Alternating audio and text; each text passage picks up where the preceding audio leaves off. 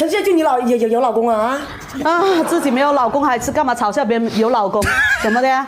你自己看一下，这都笑了。我一想到你要结婚了，这么幸福的模样，我就好难过啊！不，我就为你开心啊，真的吗？是吗？你看也没什么可送的，我人家祖传的宝贝啊，送你了。